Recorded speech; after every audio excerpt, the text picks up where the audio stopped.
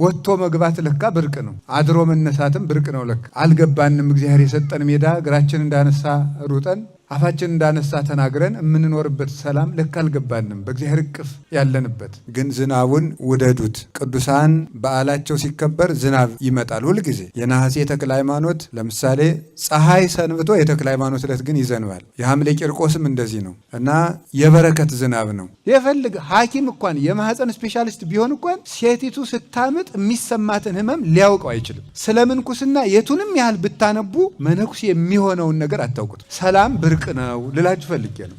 ሰላም በጣም ቀላል ነገር አይደለም። እግዚአብሔር ለሀገራችን ሰላም ይስጠን። መንቀሳቀስም ገዳም መሳለምም ይናፍቃል እኮ። እንደምን ቆያችሁ?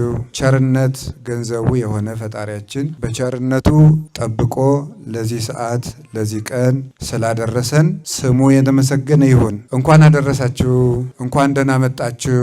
እግዚአብሔር ቸር አምላክ ስለሆነ አንዱን ቀን በኃጢአት ብናባክነው ሌላ ቀን እየጨመረ ይሰጠናልና በድጋሜ እንኳን አደረሳችሁ። አሁን ዝናብ ትንሽ ጠብጠብ እያለ ነው፣ ግን ዝናቡን ውደዱት። ቅዱሳን በዓላቸው ሲከበር ዝናብ ይመጣል ሁልጊዜ። የነሐሴ ተክለ ሃይማኖት ለምሳሌ ፀሐይ ሰንብቶ የተክለ ሃይማኖት ዕለት ግን ይዘንባል። የሐምሌ ቂርቆስም እንደዚህ ነው እና የበረከት ዝናብ ነው። የበረከት ዝናብ ነው እንጂ ዝም ብሎ አይደለም። ቅዱሳን በረከት የሚሸከሙ የሕይወት ውሃ ኢየሱስ ክርስቶስን በሕይወታቸው ተሸክመው የዞሩ የበረከት አባቶች የበረከት እናቶች ስለሆኑ የቅዱሳን በዓል ሲከበር ዝናብ ይዘንባል። ግንቦት 12 የክርስቶስ ሰምራ የእናታችን በዓል ሲከበር ዝናብ ይዘንባል። ምን ጊዜም ማለት ያ የሚሆነው ቅዱሳን የበረከት ተሸካሚዎች በረከት አድራሾች ስለሆኑ ነው። በዚህ ጸዋርያነ ዝናም ደመናት ኤራቅሊስ የተባለ የቤተ ክርስቲያን ሊቅ በዚች ቤተ ክርስቲያን የበረከት ዝናብ የሚሸከሙ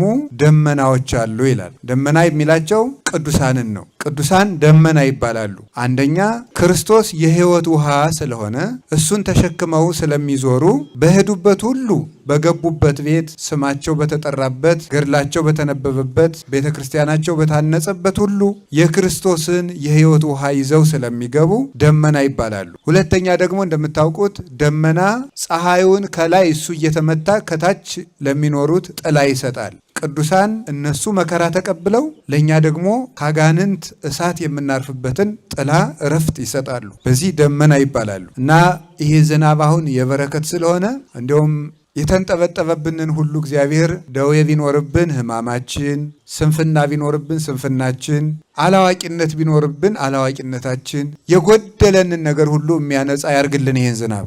ምድሪቱም እንድታበቅል ከረሃብ ጦር ይሻላል ይላሉ አባቶቻችንና ሀገራችን በብዙ ስቃይ ውስጥ ሆና ደግሞ እህል ማጣት ከባድ ነው።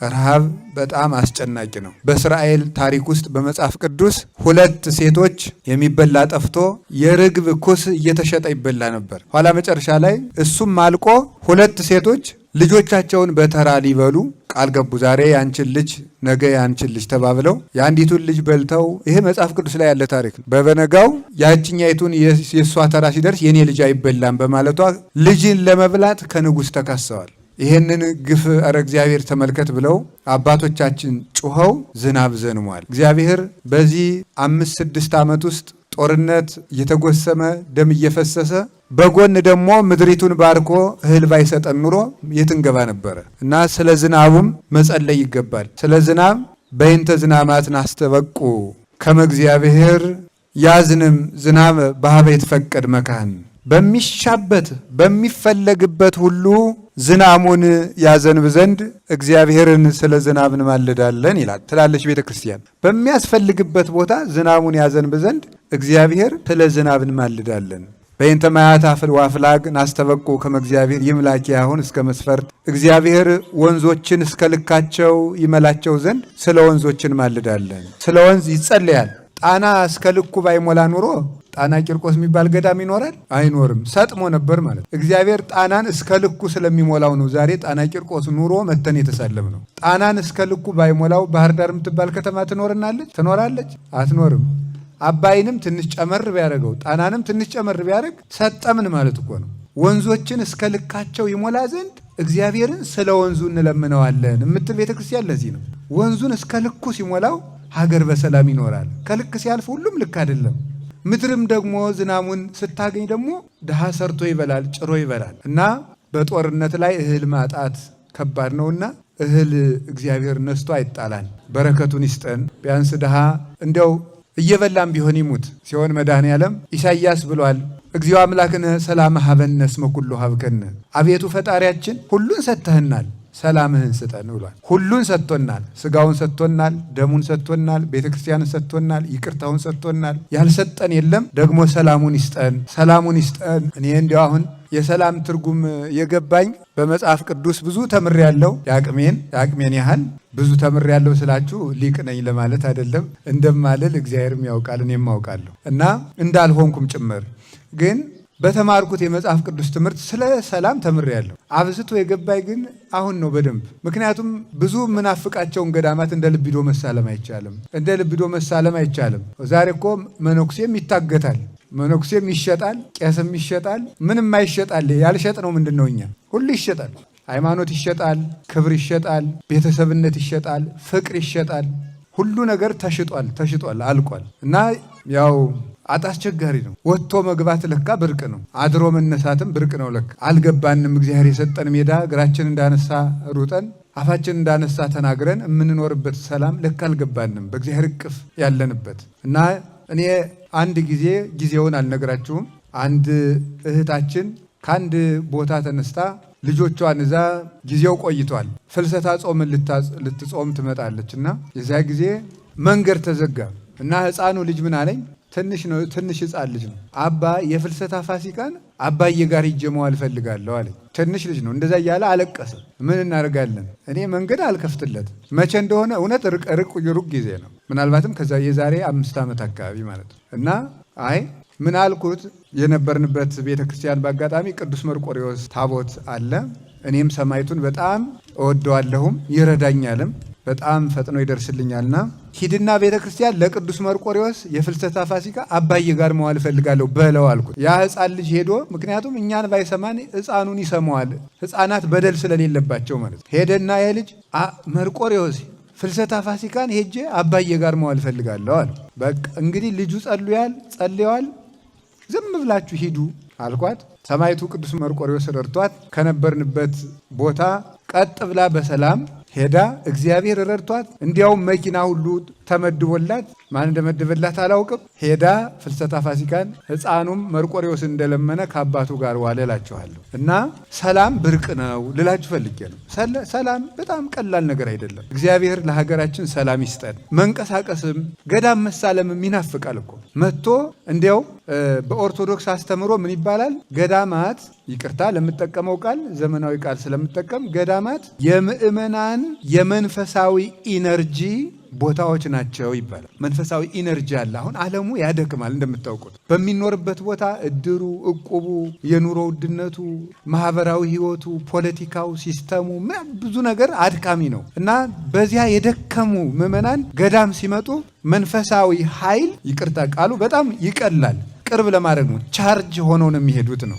መንፈሳዊ ኃይል ተሸክመው ተሞልተው እግዚአብሔር አድሮባቸው በደንብ አድርገው ይሄዳሉ እና በቤታቸው ከሚሮጡት 100፣ 200፣ 300 ቀን ይልቅ በአንድ ገዳም አንድ ቀን ያደሩት በጣም እንደ ሺህ ቀን በረከት ይቆጠራል። እንደ ሺህ ቀን። ስለዚህ አሁን እዚህ መታችሁ ስታድሩ ጭቃ ላይ አድራችሁ ሊሆን ይችላል፣ በርዷችሁ ሊሆን ይችላል። ብዙ ነገር ግን ለብዙ ወራት ለብዙ ዓመታት ብቻ ሳይሆን የዘላለም መንፈሳዊ ኃይልን ይዛችሁ ነው የምትሄዱት እና አሁን ይሄ እኛ ምዕመናን አሁን እዚህ በኮሚቴነት በአስተባባሪነት በምዕመንነት የምታገለግሉ አላችሁ። እዚህ ሁላችሁም ታገለግላላችሁ በአቅማችሁ፣ በእውቀታችሁ፣ በገንዘባችሁ። በዚህ አሁን እግዚአብሔር ገዳማትም አንዳንድ ጉድለት እንዲኖርባቸው የሚያደርገው ለምን እንደሆነ ታውቃላችሁ? ምዕመናን የመነኮሳትን አንዳንድ ጉድለቶች ለመሙላት የዕለት ጉርሳቸውን፣ የዓመት ልብሳቸውን፣ መጠለያቸውን ለመሙላት ሲመጡ እግዚአብሔር ደግሞ ከገዳሙ የምዕመናንን መንፈሳዊ ጉድለታቸውን ይሞላላቸው። ይሄ ምን ይባላል? ሲነርጂ ይባላል። በኦርቶዶክስ አስተምሮ ምን ማለት ነው?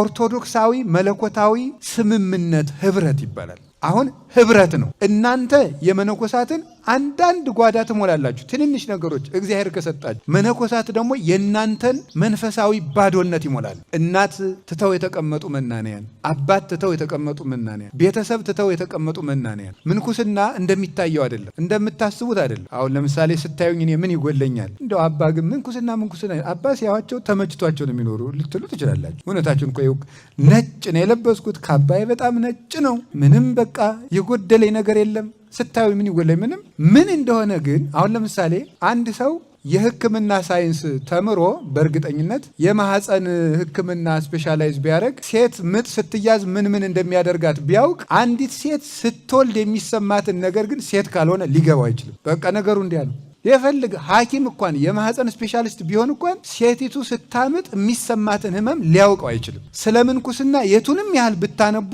መነኩሴ የሚሆነውን ነገር አታውቁት። በቃ ሰይጣን በምድር ላይ መጀመሪያ የሚጠላው ምንኩስና ነው። ስለዚህ ሰይጣን መጀመሪያ የሚሰማራው አንድ መነኩሴን ይኸውላችሁ 70,000 ምዕመናንን ከሚፈትን ሰይጣን አንድ መነኩሴ ቢፈትን ይሻለዋል። ለምን እንደሆነ ታውቃላችሁ?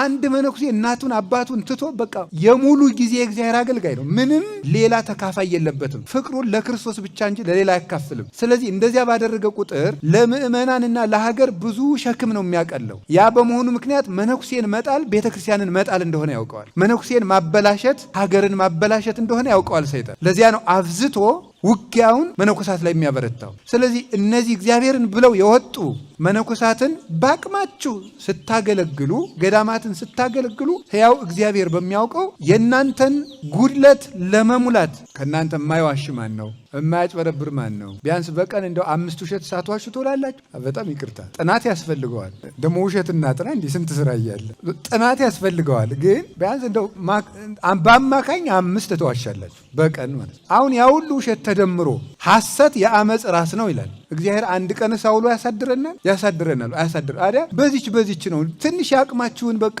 በዚች በምትፍጨረጨሯት በገዳማቱ በአብያተ ክርስቲያናቱ በዚህ በጉባኤ ቤቶች በአብነት ትምህርት ቤቶች በምትደክሟት ድካም ጉድለታችሁን ለመሙላት ነው አምላክ የሚያደርገው። ስለዚህ እግዚአብሔር የቅዱስ ቂርቆስ አምላክ ስትመለሱ ጎደሏችሁን ይሙላላችሁ፣ የተቋጠረውን ይፍታላችሁ፣ የተዘጋውን ይክፈትላችሁ፣ የጨለመባችሁን ያብራላችሁ። የሰላም አምላክ ኢየሱስ ክርስቶስ ሁልጊዜም ከእናንተ ጋር ይሁን። ስለ አገልግሎታችሁ ይህንን ካልኩኝ አሁን ርዕስ ልምረጥና ትንሽ ደቂቃ እንማ። እስመ እበድ በይንተ እግዚአብሔር ይጠብብ እምነ እጓለ እመሕያው ወድካም በይንተ እግዚአብሔር ይጸን እምጓለ እመሕያው።